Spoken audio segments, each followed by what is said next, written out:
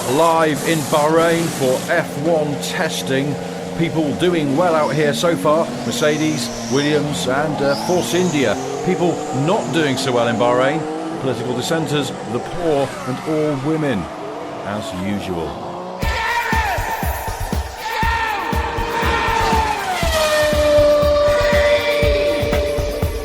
Helo a croeso I Gareth Jones a race. Gareth, dwi I fy chwith, mae Zog. I'm sorry. You don't know what to say, do you? I mae there. Temporarily stumped. Mae Richard Porter. Hey, Richard. Welcome to the official St David's Day, slightly more Welsh episode of Gareth Jones on the Speed than normal. See, the thing is, even though you didn't know what I said there, you had a good idea what I was saying, because you know the pattern of the show. I had a vague idea. Yeah. He called you really rude words. I did not.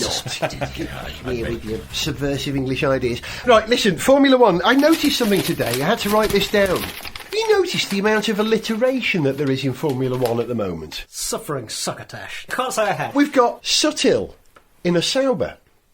We've got Magnussen in a McLaren.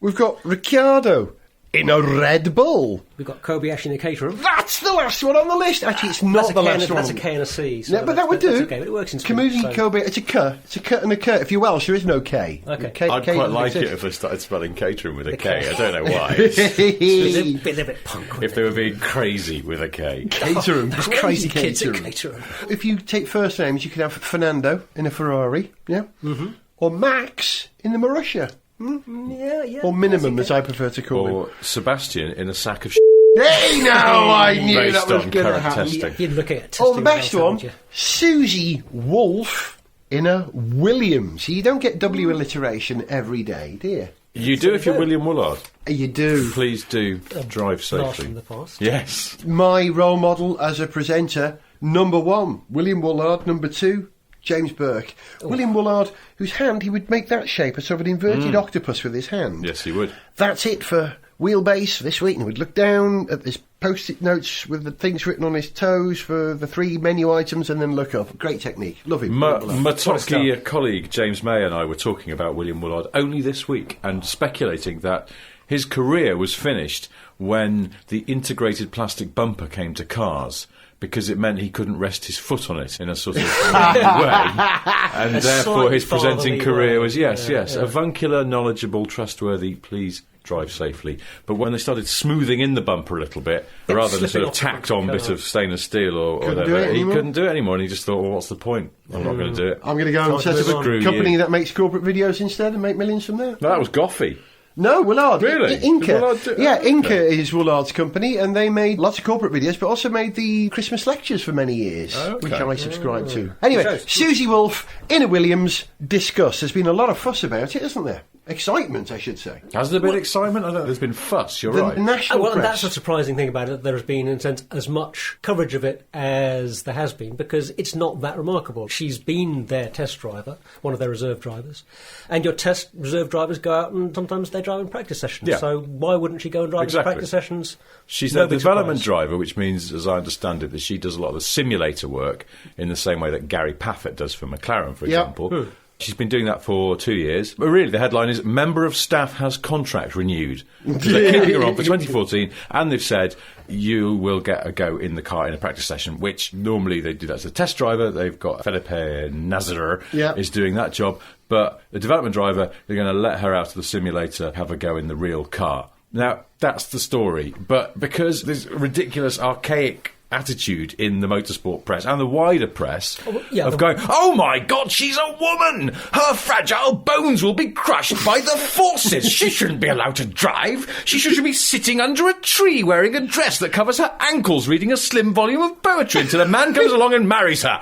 It's not 1894 anymore. I was going to say, what is wrong with these people? The press is very Victorian, isn't it? It's pathetic. Well, but also they're a bit clueless, and they're a bit Sexist? They're a bit... No, I just mean that, in a sense, their reaction to getting a press release on their desk from Williams saying our development driver Susie Wolff is going to be driving in the practice sessions at this Grand Prix, whereas the motorsport press will be a bit more informed about it and put it in context and are well aware that she's just one of their non-race drivers, as you say, doing their job. But I'm not sure they are. I still sort of smell this they're making rather too much fuss about it. It's like when... Williams are making too much fuss about it. No, I don't think Williams are. They just went, look, it is. Member of staff has contract with you. But, and people have gone... Yeah, because they put out a press release about Felipe Nasser as well. But it's the same thing when Mary Barras took over as the boss of GM. There was just that whiff of, I can't believe she could run a large corporation that makes cars. Cars are man's preserve. Someone with a vagina couldn't possibly understand how cars are made. And it's just like, well, why not? It's 2014. It's absurd. Susie Wolff. Yes. We'll get an airing at the British Grand Prix in first practice one on the Friday, I believe, and also the German Grand Prix. So it's a big thing for Williams, and it will draw attention to the fact that Williams have now got a Mercedes engine, which is probably what Mercedes want to do. I don't think it's anything to do with that. I mean, they could just put out a press release going, we've got a Mercedes engine, and then anyone who's got a frigging brain would just go, oh, they've got a Mercedes engine. There is, I think, a decent buzz about Williams. Yeah. Yes, absolutely. Yeah. When the thing that I think we're not talking about at the moment, but this great rumoured Martini sponsorship. The Martini sponsorship that we're supposed not to know about. The boozy elephant in the room, well, it's still not been officially announced, has it? But I think everybody sort of knows it's going to happen. I've just been so massively rumoured. We've all imagined that lovely paint scheme. Yes. Isn't it?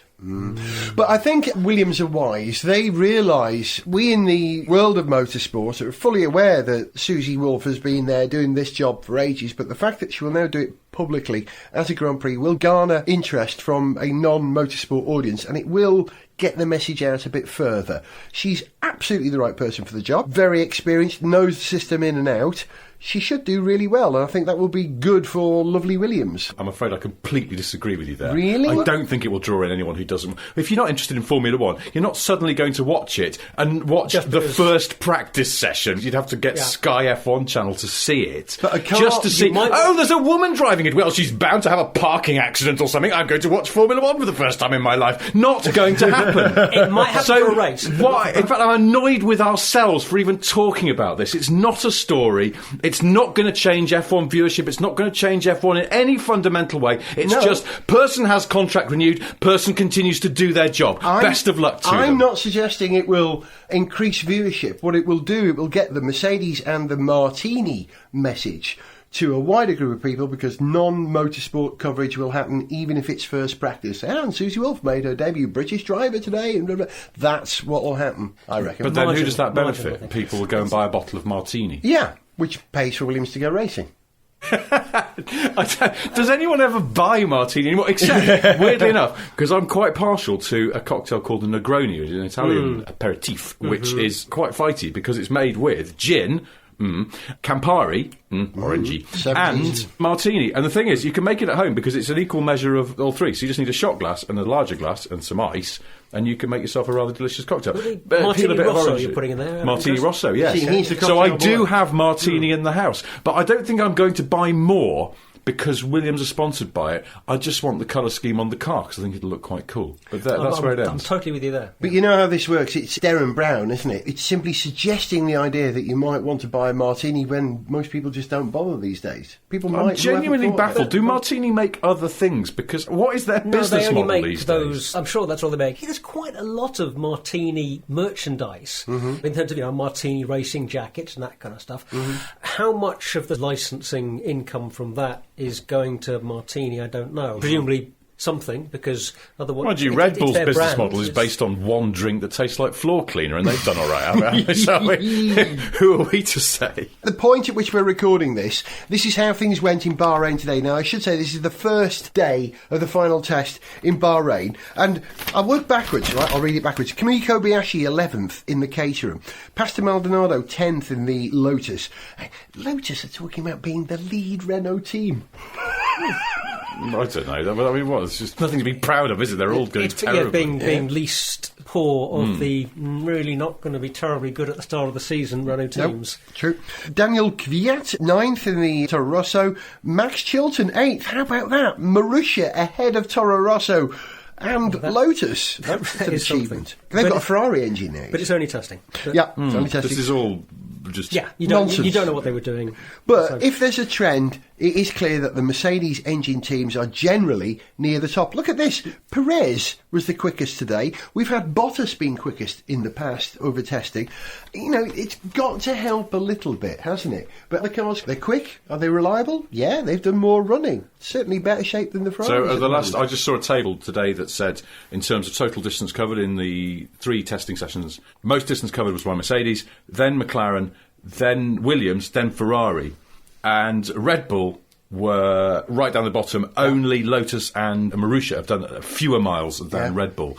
Ouch. That's not good. Unless it's the most colossal bluff in history. It's not good for Red Bull, but it's good for shaking things up a bit and possibly having a different shape to this season's. Yeah. We just have to keep our fingers crossed when those pesky women get into the cars, or it really will shake things up for the worst.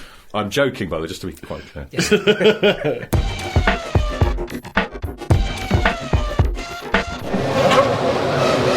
You join us here in Australia where the start of the 2014 Formula One season is just moments away. A quick reminder of the starting grid for the race.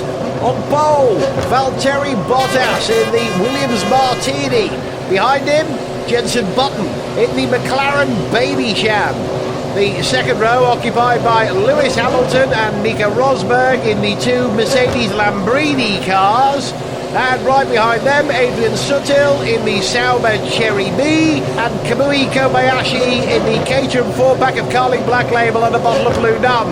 At the other end of the grid, it's less good news for Sebastian Vettel and Daniel Ricciardo, who find themselves on the penultimate row, racing for what used to be Red Bull, now renamed Infinity Dettol Multi-Surface Floor Cleaner.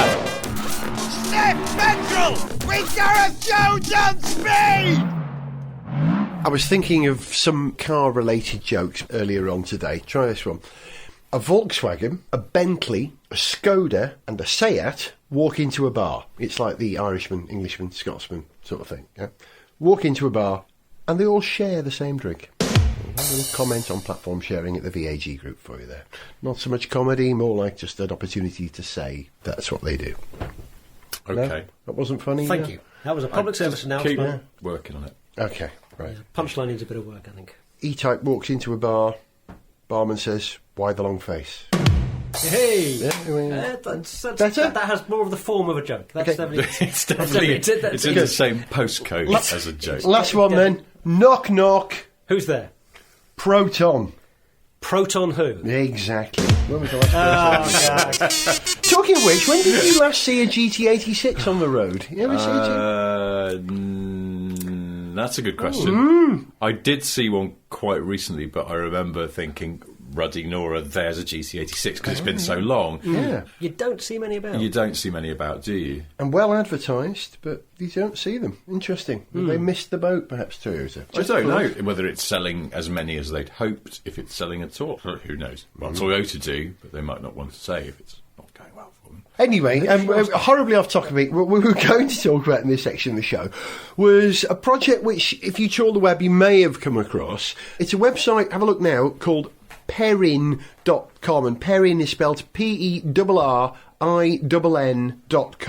and it's nothing to do with the popular Leonard Rossiter character of the 1970s. My God, I'm going to take off my clothes and dive into the sea and swim away. Miss Jones. Oh, that was the other one, wasn't it? Yeah, Rising Day. You're thinking Rising Day? Yes, it is. Same voice. It's also nothing to do with one half of the people who make Worcester sauce. I didn't get where I am today without making Worcester sauce. All that, yeah. Yeah, no, that's Liam Perrins, and again. Yeah, not them. Whole different Perrin. But what this appears to be is an attempt to create and put a team together to race at Le Mans and win. Their ambition is to win the Le Mans 24 Hours by doing the whole thing in an open source environment. Is that how you say it? So it is Worcester sauce, an open Worcester sauce environment. Worcester sauce environment. Can you explain this, Sog? You've read a bit about it. Well, yeah, somebody had sent us a tweet pointing out this website, and I think you said in a reply that I'd been following this, and just to correct that, I didn't actually know anything about Perrin really, other than having vaguely heard of it until I looked at the website properly, and what I'd been interested in was the kind of open source car manufacturing thing and what people were doing on that front. And this isn't entirely the same thing, but it's a group who have a design for a P1 car, so it's worth saying that they're going for P1, not one of the lower categories. They've got a design for a car. I think they'd originally hoped to find somebody to pay them to build the car, and they would take that design to somebody and would build it for them. But they're now taking a different tack, and they're sort of throwing their arms open and saying, hey, everybody, get involved. And they are presenting it as this open source community project which anybody can contribute to. As far as I can tell, this is everything from on the marketing side, introduce us to potential sponsors, introduce us to potential advertisers, other people we can work with, to suggestions about how you might actually run your team during the weekend. Now, I just don't know. On the one hand, I'm totally behind any British team that's getting together to have a crack at Le Mans, and good luck to them. But it's also maybe not taking the best approach to open sourcing things, in that, for example, I think an awful lot of things in the process of designing and building and racing a car and running a race team are not things that are best done by a group of randomly selected people. They are things that are best done by a very small professional group of people who are, I believe they're normally called experts. Not just well-meaning amateurs who fancy a go at laying up some carbon fibre. Well, I'm sure they're not suggesting that they're going to pick the first design out of the out of the bin. Well, you and say do that. But, you know, I'm looking at their website right now. Their website has a tab at the top that says drivers. When you click on that, it says suggest a driver. Please select your driver from the list below. If you want to vote again, you can. 1 vote a day maximum. And then it says, please select the driver you think should drive the My P1, which is the name of the car. Now, I mean, what the hell is this? It's just like some kind of... And they've got list of all the drivers ever. Well, they've got a list of... Yeah, everyone. I just saw Romain Dumas on there. There's Anthony Davidson's on there. Karin Shandok, Alex Brundle. Ayrton Senna. Oh, yeah, Juan Manuel Fangio. I think he should drive... I mean, this is just like some kind of school project. Well, they say they're not saying these people are going to drive the car. They're just saying, say you'd like to drive it, and then maybe we'll ask them. And when they say no, we'll go down the list. And so they've got, after 800 votes, our top 6 are Sebastian Bourdais, Pedro Lame, Joao Barbosa, Jeroen Blikemolen, Fabio Lima and Olivier Plat. And it's like, well, this has no bearing on who's actually going to drive this imaginary car if it ever comes to fruition. And it's just drivel. And on the marketing front and sort of getting people involved, you don't want to be too open-armed about who you get involved in your marketing efforts as an organisation, because you generally want to sort of control your image fairly well. You don't want to just, let anybody come along with Hello, we're the BNP. We'd like to sponsor your open source car. Will you... Oh, yeah, I've got to let you now because of our Because you've already signed up on the form there, and you've given us the $5, and therefore we've got to give UKIP, we'll sponsor your team, we'll put our name in it, but you're not allowed to go to France. The car will only veer. Yes, please compete in Le Mans, but from the safety of Kent. And make sure the car always veers towards the right. Don't use kilometres, too foreign. Right, all of the nuts and bolts must be in inches as well. Imperial, it's all imperial. Oh, now everything's fallen off. And you must pay for it in groats. And we want them to do well, but we can't see how it's going to work out. Then we don't really know. We're really just looking at the website. So well, I get the feeling they don't really know what's going on. No, this is the trouble. I think you've nailed it, Richard. They say, right, OK, we make a list of 7,000 drivers, narrow it down to 4,000. One of the things on their website says, how are you going to compete with the major car manufacturers?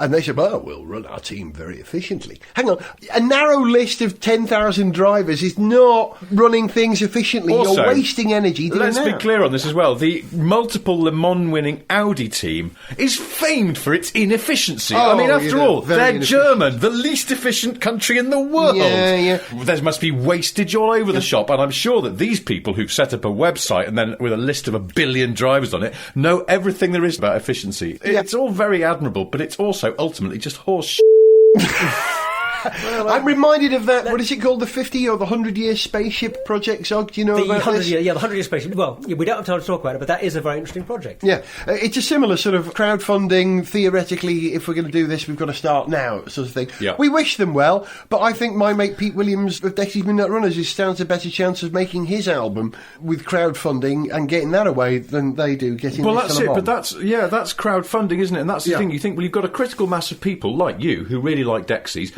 want to hear some material from Pete Williams, Yeah. and we'll put a few Pony quid up in. a fiver It's and very 6 admirable. and you get an Lloyd album. Cole did the same Fantastic. thing for his last album, which turned out to be absolutely spectacular. And it's almost like a virtuous circle, because then people hear that he's made a great album, and they start buying it, and then he's in profit. And people who like Lloyd Cole want Lloyd Cole to be in profit, because they'd like him to be able to eat and heat his write house more of those and write words, more have of those. slightly too many words in. Yes. No, he's... Oh, no, don't Oh, stop. to be fair, I haven't heard that latest. Oh, you really should. Very good. Yes, anyway, but we digress. I just think this is all very nice, this idea of open sourcing, but it seems so contrary to the way that top-level motorsport works. Yes, this isn't the best application for it, I think. It's It not, doesn't seem to be the their best way website of, just reads like some kind of slightly idealistic, drippy, Doc Martin wearing student project, and not a serious thing that any enterprise with a lot of money would want to sponsor. But you know what? You might have said the same thing of the whole Delta Wing project, which, remember,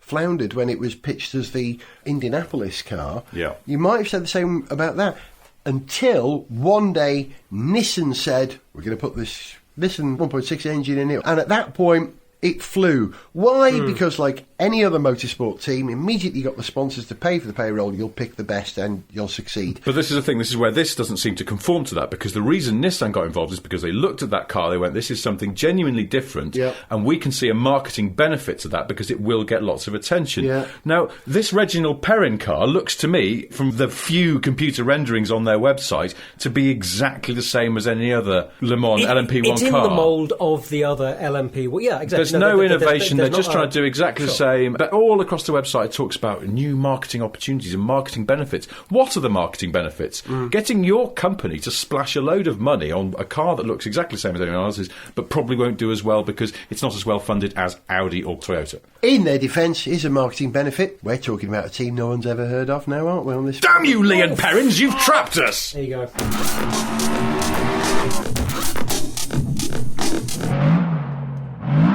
I'm sorry, but I put it to you, sir, that this concept of open source racing is a load of arse. No, it's slightly lower than that. Well, it's plainly just balls. No, it's a bit higher than that. Aha! So you admit that your entire idea is somewhere between arse and balls. Yes, that's why we're called Perineum Racing. Gareth Jones on speed. At the point at which we're recording this programme, the Geneva Auto Salon has not yet happened, but details of some of the cars appearing there have emerged. One in particular, of course, has got my attention, and that is the Volvo Concept Estate, or ES Concept Estate they're calling it. They're calling it the ES because of the links with your favourite and my favourite, the beautiful P1800 ES. I know you like the P1800S. Absolutely, yeah. More, but that classic proper shooting brake that it was, because there are a lot of cars these days that are not shooting brakes who are called shooting brakes or something like it. Shooting brake has to have 3 doors, in my opinion. And that old P1800, it was a coupe with an estate back, right? Not a 4-door estate with a slightly slopey back. That's not a shooting brake. Have you seen this car? It's designed by someone called Thomas Ingenath, I think is his name. Yeah, he's their design boss. Yeah. And this is German. This is the third of a trilogy of concept cars. Yep. There was that coupe Concept that appeared coupe. at the Frankfurt Detroit? show. Frankfurt, was it? Well, Yeah. a show recently, we can say that. And then there was another one, which I can't remember. But look at this. Go back to the Volvo. I did Bring the pictures up. Yeah, I did a mock-up of, what's it called, the Jaguar CX-17, that sort of 4x4 sports ute that they've designed. I did a mock-up of it where I rubbed out the back doors, lengthened the front doors, and gave it a floating rear glass. And do you know what? It looks remarkably like this. For a shooting brake, it is slightly tall. It's still bordering on the 4x4. But look, some of the proportions are dead right. Look at the way that the rear lights and the rear haunches, it's got wings, just like the P1800. Yeah, it has that certain tallness to it. Spreading haunches that give it a slightly more powerful look than if it was more squared off, I guess, or smoother. Those back it's lights not and the way that they extend into the tailgate, I think, ruins the back of it. You think? Yeah, and knackers the proportions. If you cover that over, look, just cover that with my finger. Yeah. how much nicer and more elegant it looks, because it's not. Look, It's got two fingers sticking out. It's got fingernails all over it, but it does. I don't like that. What it's got is a round. It's got a pair of round. Let me explain. That's nice in profile. Explain for our listeners that those rear lights are kind of where we had the boomerang rear lights on the old Maserati. This is more like a U-bend rear light with a dog leg in it. It's a little line that comes down vertically, goes off to the right or the left, and sweeps back in itself. It is very fiddly, but it's a show car, isn't it? No, I just don't think it's a good bit of design. I think the rest of it's really nice, and I like the fact it's brown as well. Yeah. That's all good. Hey, my son invented a new colour the other day. My number one son, which I thought you'd approve of, Richard. He invented a colour? Yeah, he's invented a new colour. Yeah. Okay, are you sure it's really a new colour? Yeah. Come on then. Watch Richard now. Luminous beige. He told you. Luminous beige. The unachievable dream. I want a car in luminous beige, but a brown Volvo is Can I just fantastic. ask a question? It's not called the ES, is it? It's called the Concept Estate. I think it's got ES in there somewhere. No, not in the official in your press mind, release. I think. Sorry, that's what happened. The rear of the Concept Estate echoes the design of the Volvo 1800 It ES doesn't call in it the ES. 70s. But look at this. I was just looking for some more pictures from the official press release, and I've just seen the seats. Floaty. There's a lot going on in this interior. Lots of different colours. Look, that's sort of like rosewood there, and then there's some beige, and then there's some piano black or something here. And I put money on the seats on the production one not actually being quite as high tech and officey as they appear. I mean, in that that's image. sort of like an Eames chair or something exactly. going on. It's really mental. But what we've got here is the bare bones of the new XC90 when it comes out. There will be some of that car in it, won't there? Yes. Yeah, it'll have a four little doors. bit. Yeah. A little bit. Look, it's actually quite low. BMW-ish, actually. Unless that lady rendering, is 7 feet tall, I think that car's actually quite low. But I guess the XC will be very tall in that. But those strappingly healthy Scandinavians. They are tall. She may be a 7 foot tall woman. You never know. We can't rule it out. But you know what? Shocking as this is going to sound, you know how much I love shooting brakes. And as a shooting brake, that is beautiful. Yep. But you know what? Go on. I don't think the Concept Estate is as nice as the Concept Coupe that they did for the last show. I think, actually, for the first time in recorded history, I think I prefer the Coupe to the shooting brake version. Really? Crikey. That is quite... I know. That's quite... And I do love that, but I think the Coupe was glorious. And is there anything else that's really kind of got your attention from the Geneva previews? Cactus. I know it's not a Geneva show car. Floating your boat. But Well, do you it's like a the production car, so Yeah. this is a concept car that's become a production car. I really, really want to like it, but I'm somehow disappointed by it. I think it's trying a bit too hard with those air pocket things on the outside. I like the whole idea of a very simplified car. It's a Lilo strapped to the doors. Well, that's what it looks like. Yeah. And also, I just think you'll come back to your car and find kids popping it like an enormous bubble wrap. It's just... I like the fact they've done something really unusual and concept car-y on a car that you will be able to buy. But I'm just not sure that I You're actually not convinced like by the it. practicality of it? No, there's various other bits Well, where I just think... Like any car, it needs a couple of, if you like, surprise and delight features to get people's attention on novelties. And I don't know what they call the air cladding on the doors, which act as inner city bumpers for the doors. Fair enough. They call it... Oh, you We've can got hear me live typing, searching here, because I can't remember. And I was reading the Lilo. press release, and air bump, I think they call it. Let's have a look. Hang on, I've got an laptop here, so there we go. Yeah, air bump. Air bump. Nice. It's a bit of novelty. Yeah, it looks better there actually in that colour with Just a Quartic steering wheel of its day, isn't it? Yeah. Join us when we'll be describing more pictures later on. But yes, I don't know. That's all right. But I think there's more interesting things going to be at the Geneva show. Oh, talking of badly designed backlights. Can I just finish what I was trying to say about the cactus first before we move on to the next one? That'll get attention, but there's a lot of good qualities in that car. It's very light. It meets a lot of the needs of people who say they want a 4x4 but don't need one. You know, like the Cash Cow did. Cash Cow, Yeah, Cash Cow did, yeah. But also there's a whiff of spin about it. The rear windows don't open. They're just like vents, Yeah, right? they're hinged like on hinged. old Mini. And it's to save money. That's all it is, Yes, to save yes, money, yes. to keep the cost down. They're saying, oh no, it has aerodynamic and wind advantages. Spin. So it does make me slightly cynical about it, but a great car. I was just going to mention, talking of badly designed backlights, there's a Mini Clubman concept, which is essentially just a thinly disguised version of the 5-door Mini that's coming later this year. Yeah. And it looks all right. It looks like a 5-door Mini. Doesn't it? But the backlights, I think, are dreadful because they're horizontal rather than vertical as they are on other Minis. Heresy, I say! Heresy! It just doesn't work for me. They just look really clunky. And I have to say, actually, I just think the Mini is a strange example of a car that just gets worse and worse looking with every generation. Yeah. Well, and you want to say to the designers, I want to break into the Mini studio in Munich and just go, stop! Just stop! Because they keep designing. They can't stop designing. You look at the new Mini, the new 3-door that's just been announced, and particularly on the Cooper S, there's all sorts of stuff going on. Look at the front of it. You've got the grille, and then you've got this little sort of extra shape at the bottom, and you've got fog lights, and you've got the main lights, and you've got vents in the front wings, and the interior is just like it's been done by a hyperactive child. It's just too much. You know what Calm down. Yeah, You know what it and stop doing quite so many things. Rein it in a bit. Because it struck me the other day that I just had this sudden moment when an Evoque passed me, and I suddenly thought, there's something weird going on here, because the smallest Range Rover is now about the same size as the biggest Mini, and there's something wrong with it. And that's more Mini's fault than Range Rover. Yeah. But, I saw some awful guff in Autocar this week about how apparently the Mini bosses at BMW have no qualms with this. All they think that Mini stands for is that a Mini will be the smallest car in its given segment. I saw that.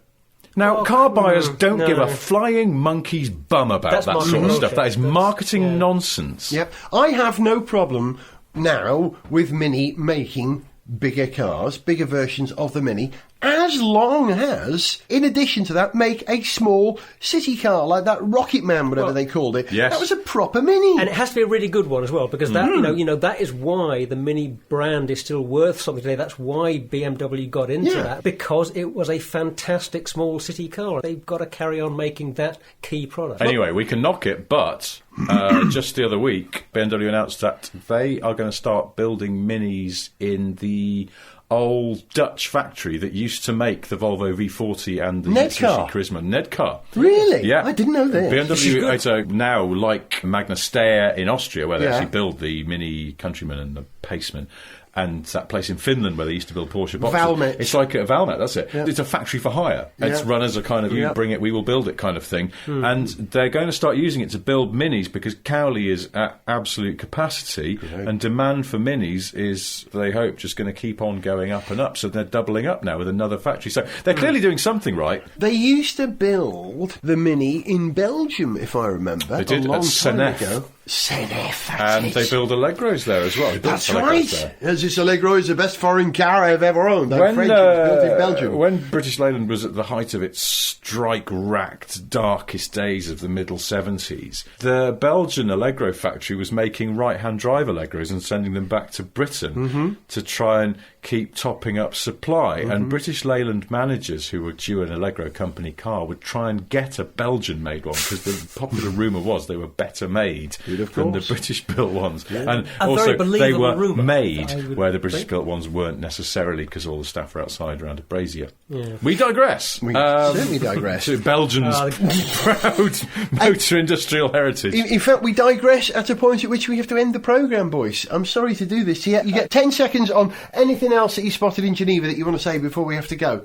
Any thoughts? Lamborghini, that'll be quite fun to look at, but not many of us will be able to buy one. There's a new TT. Yeah, it's going to be a new TT. Yeah. Same as the old TT. Jaguar XFRS Sport Brake, which looks quite interesting. And that's about it. Oh, there's a new family of small cars, the Peugeot 108 and the Citroën C1, and they both look a bit dodgy to me. The Citroën because it appears to be wearing a monocle. It does. And the Peugeot because they keep showing these photos of it with two-tone paint, and it looks like some kind of old Austin from the 1940s. So the Toyota Aygo, which is the third of this trio of sister cars, hasn't been revealed yet, but really it's Toyota's for the losing there, because by default, unless it's got a dog turd on the bonnet, it's going to look better than the Peugeot and the Citroën. And if ever there was an argument for Mini making a small car, those are the only other choices for them. Oh, no, they're not. Cars. The new Renault Twingo, I knew there was something interesting I forgot to mention. Three-cylinder, rear-engined. Yeah. Now, that is theirs for the losing. If that is not absolutely brilliant and hilariously good fun, then they've done something badly wrong. Aren't there a lot of Renaults on the road, he said. Captures on Church Street here.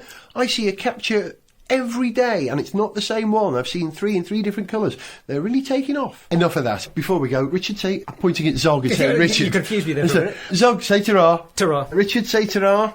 Ta-ra. Now, as this is the St David's Day show, I'm going to leave you with a Welsh tune, a song which I've written and performed in the style of a Welsh artist called Bob Dellin. No, not Bob Dylan, Bob Dellin. Dellin is the Welsh word for harp, and there is harp on this. I've recorded a song in his style about the only truly great Welsh Formula One driver ever, Tom Price, who in 1977 died in horrible circumstances at Kyalami.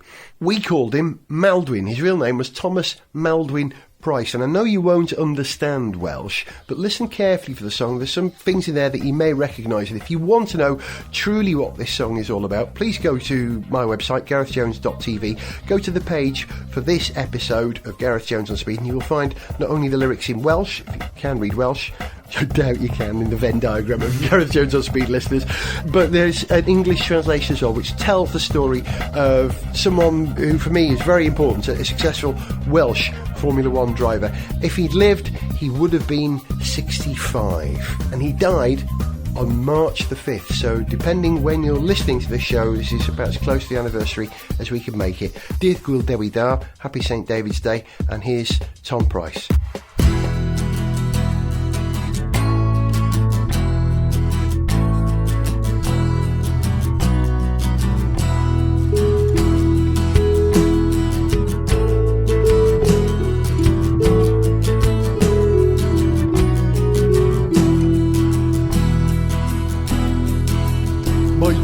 Watson yn dweud ei fod yn fachgen go syml, nid ffyrnig dim trwbl, na wallgof o gwbl, cyflymder mae'n siŵr, oedd ei unig clefyd, o clwyd neis i'r fflint, o ble dwi'n dod hefyd.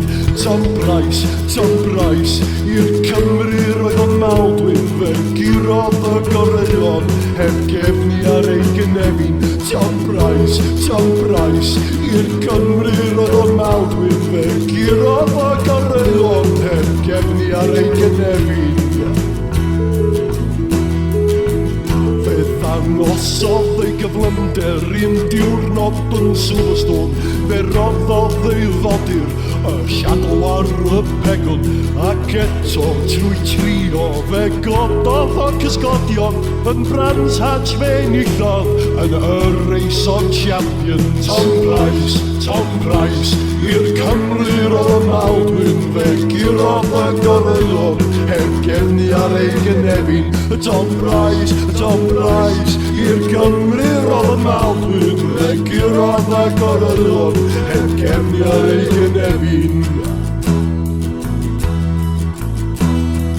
Yn Kyalami yn 1977, Reds Orsi ar dan, a hyn yw y ffaith. Jansen Van Voeren ar wyf draws y trac, fe fwrodd o Maldwyn ac I ffordd y fywyd. Tom Price, i'r Cymru roedd o Maldwyn, fe gurodd y goreuon, heb gefni ar ei gynefin. Tom Price, i'r Cymru roedd o Maldwyn, fe gurodd y goreuon, heb gefni ar ei gynefin.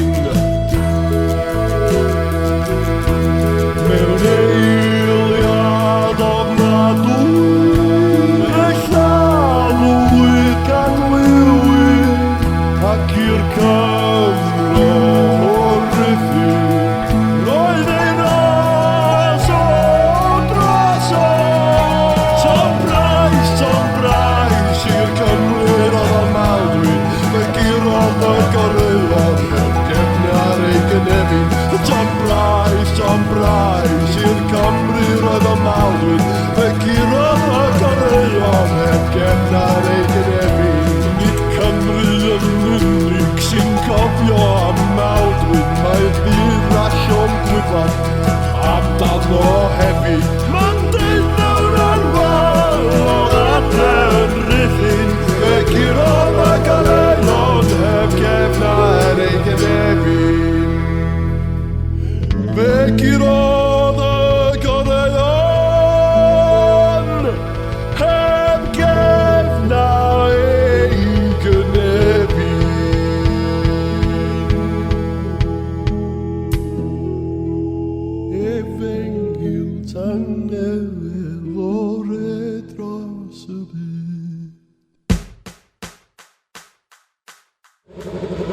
send us an email, see pictures, get song lyrics, join our Facebook fan site, follow us on Twitter, or to find out about sponsorship opportunities, go to garethjones.tv. Gareth Jones on Speed is made in London by Whiz Bang. Gareth Jones on